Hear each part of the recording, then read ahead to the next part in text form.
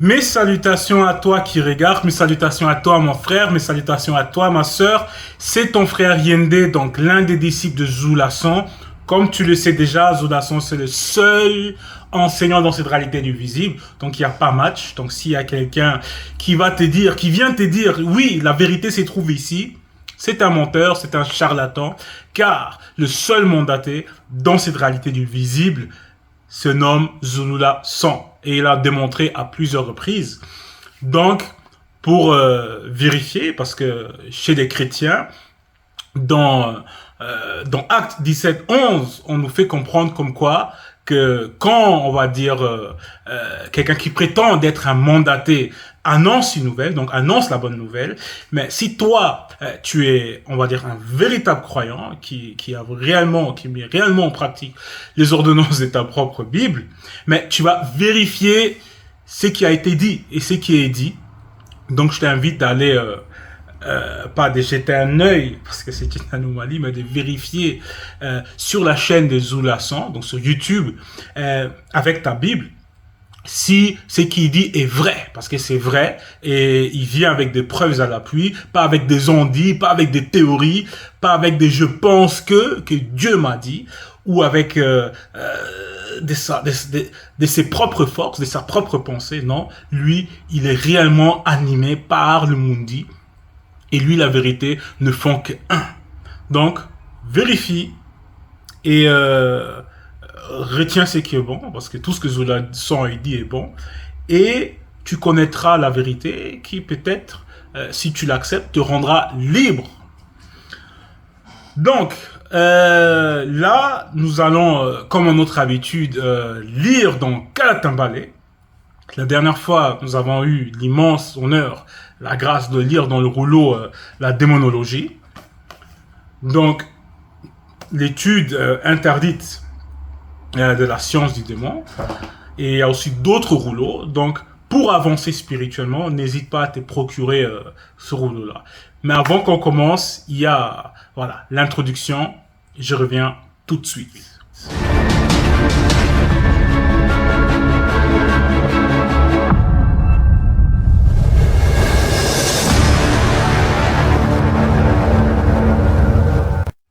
Voilà, je suis de retour. Donc aujourd'hui, nous allons lire dans les livres de Temoussia, que d'autres ils vont connaître sous le nom de Ayoub ou Job, mais son véritable nom c'est Temoussia. Et c'était un noir et il vivait en Afrique ancestrale, donc à Wassé, Mutonga. Donc, c'était un noir, comme d'ailleurs tous les initiés, tous les hommes et femmes qui ont marché selon la vérité. Donc, tous ces prophètes, tous ces initiés. Parce que la spiritualité est une question des races. Donc, s'il y a, on va dire, quelqu'un d'une autre communauté, d'un autre groupe ethnique, qui va dire celui-ci c'est un prophète, celui-ci c'est ceci, c'est faux. Parce que la spiritualité, c'est une question des races. Pour revenir à l'introduction, comme tu as pu voir, il y a Kalatambale, donc Bible, le livre de la vérité, sans contradiction, sans abomination. Voilà, toi-même tu sais. Procure-toi ce rouleau qui va pouvoir changer ton existence. Donc là, nous allons retourner vers le livre de la vérité. Et comme je le disais au départ, nous allons parler de Temoussia, donc d'autres ils vont le nommer Ayoub, d'autres vont le nommer Job, mais son vrai nom c'est Temoussia. Et c'était un initié, donc c'était quelqu'un qui était avancé spirituellement, c'était pas n'importe qui. Et chez les chrétiens et dans d'autres formes de religion, on va dire que Dieu l'a mis à l'épreuve, l'a tenté, pour voir si, voilà, comme avec Abraham, parce que le Dieu de la Bible, il aime bien mettre à l'épreuve des gens comme Abraham ou Job, notamment, pour voir s'ils sont réellement fidèles. Cela veut tout simplement dire que le Dieu de la Bible, il n'est pas omniscient, il n'est pas omniprésent, il ne sait pas tout, il ne peut pas savoir si tel prophète, tel patriarche est réellement fidèle. Il doit mettre ces personnes-là à l'épreuve. Et pourtant, dans Jacques 1,13, on fait comprendre que le Dieu d'Israël, Yahvé Adonai, etc., ne met personne à l'épreuve et lui-même n'est tenté par personne. Dans d'autres, on dit les deux, donc on parle des tentations et des preuves. Donc, il y a encore une contradiction. C'est pour ça que je parlais de Kalatambale, donc le livre de la vérité. Si tu ne veux plus, on va dire, lire des anomalies, si tu ne veux plus, on va dire, qu'on t'insulte dans ton intelligence, peut-être tu te rends pas compte que, voilà, mais on insulte, on va dire, les gens dans leur intelligence, avec les balivernes, avec les mensonges dans les Bibles classiques actuelles. Mais procure-toi Kalatambale et les livres de la vérité, vérifie et tu verras qu'il n'y a aucune erreur, il n'y a aucune contradiction, il y a que la vérité. Donc, nous allons retourner au livre de Temosia pour celui qui a Kalatambale. Je t'invite à lire dans la page 306. Et le titre, c'est quoi? C'est Temosia, la brèche, donc une ouverture. Parce que Temosia, il avait une porte ouverte. Il n'était pas conscient de ça, mais il avait une porte ouverte. Donc, là, nous allons lire au chapitre 35. Et le titre, c'est quoi? D'après Oyende, Temosia n'a rien de sérieux à dire. Donc, vous connaissez tous plus ou moins l'histoire de Temosia, donc de Job. On va pas faire un résumé, on va pas parler de l'histoire, on va se focaliser sur le chapitre. Ce que vous devez néanmoins savoir, c'était une période, c'était un moment où Temosia, à cause de la brèche qu'il avait en lui, à cause de l'ouverture qu'il avait, il traversait, on va dire, un moment difficile lors de son existence dans la réalité du visible.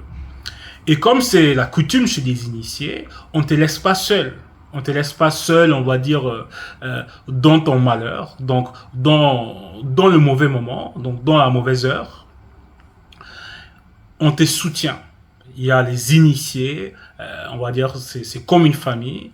Ils vont venir te voir, ils vont te parler pour te remonter le moral, pour t'encourager, pour te soutenir, pour te faire comprendre que même dans la réalité du visible, tu n'es pas seul. Parce que nous sommes pas seuls, déjà, il y a les entités. Le vide, on va dire, comme beaucoup de gens vont le dire, n'existe pas dans cette réalité du visible. Il y a toujours quelque chose, parce que derrière chaque chose, il y a une conscience. Mais en ce moment-là, dans cette période, il y a eu les 4 amis de Temosia qui sont venus pour lui remonter le moral parce que il était dans la souffrance. Et parmi ces 4 amis, il y avait Mukuta Gold, Inon, Dimoume et Oyende. Et au chapitre 35, c'est Oyende qui prend la parole pour parler à son ami, à son frère Temosia.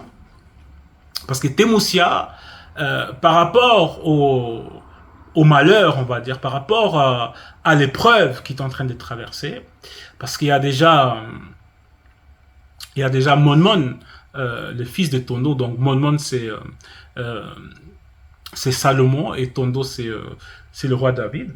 Donc Monmon, il avait dans ses écrits, il avait parlé de ça. Il avait fait comprendre comme quoi que celui qui veut marcher selon le verbe, donc celui qui veut marcher sur le chemin de la vérité, qui doit préparer son âme par rapport aux attaques du monde occulte, des demandes, des circonstances. Et ici, c'est pas une épreuve, on va dire, qui vient du grand ordre de choses, que Temosia, donc Job, a expérimenté. C'est parce qu'il avait une brèche, il avait une porte, il avait une ouverture en lui, qui, on va dire, qui a permis au monde occulte de le déstabiliser, on va dire, de l'attaquer. Mais, comme vous le savez, ceux qui sont avec le verbe de Tété, donc de Loba, donc le seul unique créateur, ils sont protégés. Et le verbe est au contrôle. Donc, si ça l'a été permis, c'était pas, on va dire, que le grand ordre de choses, donc que les verbes voulaient faire périr Temosia. Non. Le grand ordre de choses, donc les verbes de Tété, est au contrôle et connaît, on va dire, le futur des gens.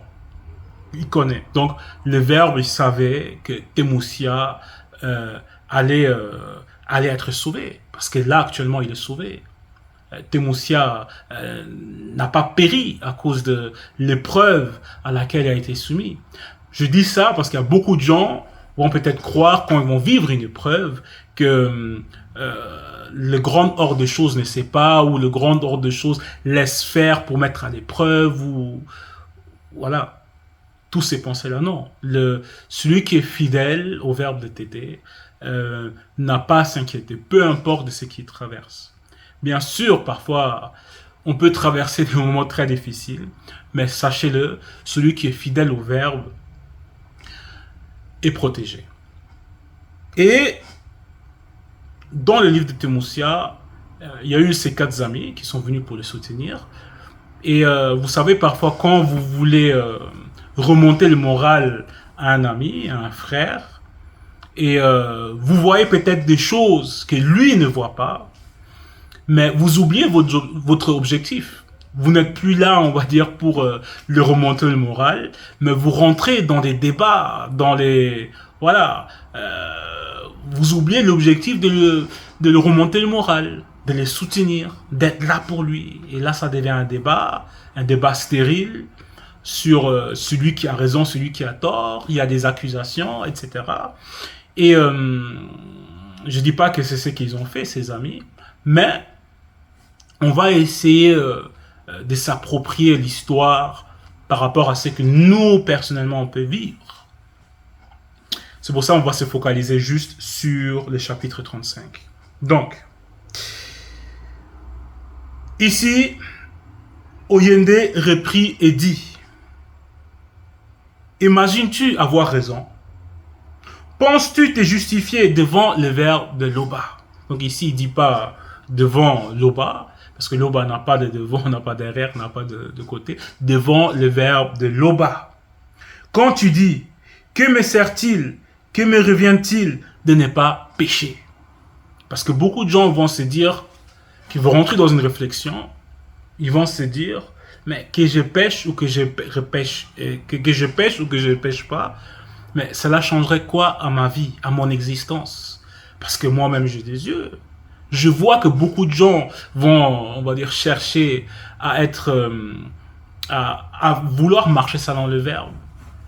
Et d'autres, ils vont faire n'importe quoi. Mais les deux, à un moment donné, vont quitter les visibles. Et je ne sais pas qu'est-ce qu'il y a après, quand je vais quitter la réalité du visible. Mais ce que je vois parfois, c'est que les gens qui font du n'importe quoi, on dirait qu'ils vivent, on va dire, la belle vie. Ils amassent des fortunes, ils sont devant les spotlights, donc devant les caméras, ils passent à la télé, et tu as l'impression qu'ils vivent parfois une très belle vie, parce qu'ils font ce qu'ils veulent, selon l'homme livré à lui-même. Et là, vous allez peut-être voir certains qui vont, je ne parle pas des initiés, hein, mais je parle selon ce que vous pouvez voir, parmi les non-initiés. Il y en a certains qui vont essayer de manifester une certaine loi morale, mais ils vivent pas mieux que ceux qui font n'importe quoi. Et là, Temoussia, il a fait comprendre, que me sert-il, que me revient-il de ne pas pécher? Et par rapport à ça, il y a Oyende qui lui dit, mais tu t'imagines d'avoir raison avec un tel discours? Et dans le verset 3, il est dit, verset 3, c'est à toi que je vais répondre. Et à Mukutagol, Dimune, Inon, et en même temps. Donc c'est à toi que je vais répondre, Temoussia. C'est à toi que je vais répondre, Job, Ayoub. C'est à toi que je vais répondre. Parce que tu t'imagines d'avoir raison. C'est ton imagination. Tu ne sais pas, mais tu t'imagines. Tu n'as pas la raison. Je vais te montrer c'est quoi la raison. Je vais te montrer la vérité. Comment les choses y sont réellement. Comment ça se passe réellement. Je vais te sortir de ton imagination. Je vais te répondre. Et en même temps, je vais répondre à nos frères qui t'ont pas donné, on va dire, les réponses que j'aurais souhaité entendre. Ils n'ont pas bien parlé. Tu vas voir, Je veux te donner la réponse. C'est ça qu'il est en train de dire ici au Yende. Considère les cieux et regarde. Considère le fait que la nature elle-même t'enseigne. Considère le fait que la nature c'est un initié. Donc considère les cieux, observe la nature, observe la création. Regarde Temusia. Vois les nuées comme elles sont au-dessus de toi. Regarde Temusia. Comment il y a des choses qui sont plus grandes que toi, plus anciennes que toi, depuis plus longtemps, là que toi, supérieures à toi. Observe la création. Observe ce qui t'entoure. Commence par les nuées. Donc regarde les nuées et regarde comment elles sont au-dessus de toi. Si tu pêches, quel tort tu leur causes? Donc peu importe le mal que tu fais, ça va changer quoi par rapport à la création? La création est finie. Hein? Donc peu importe ce que tu fais, ça va changer quoi à l'existence? Ça va changer quoi à la création? Temusia.